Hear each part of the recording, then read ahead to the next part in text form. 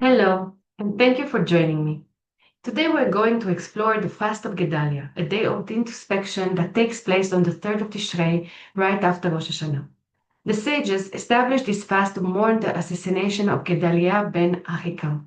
This tragic event occurred shortly after the destruction of the first temple in Jerusalem. King Nebuchadnezzar, the Babylonian conqueror, had appointed Gedalia a righteous and noble leader to govern the remaining Jewish population in the land. Gedalia offered a chance for the Jewish people to rebuild their lives in Israel, to have a fragile sense of peace and continuity.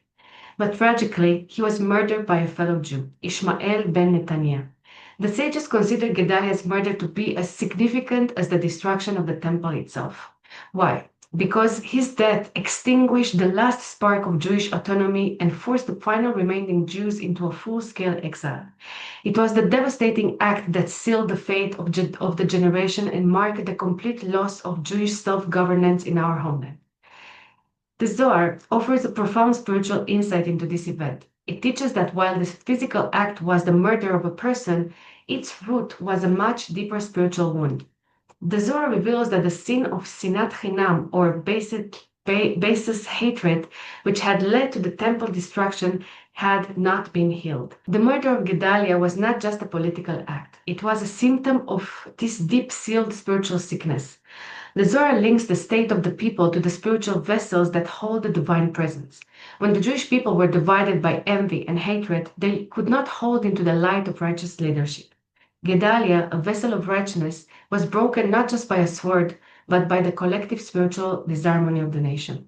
The fast, then, is not just about mourning a historical figure, but about atoning for the spiritual sickness that made his murder possible in the first place. So the fast of Gedalia teaches us a powerful lesson on two levels. The Chachamim remind us of the immense tragedy of internal strife and the consequences of losing a righteous leader.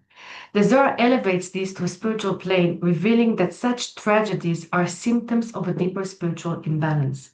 This year, as we observe this fast, let's not only remember the past, but also look at our present. Let us learn to love and respect each other, to overcome baseless hatred, and to bring peace and love into the world. By doing so, we not only honor the memory of Gedalia, but also work to repair the spiritual damage that continues to affect our people to this day. Have a meaningful fast.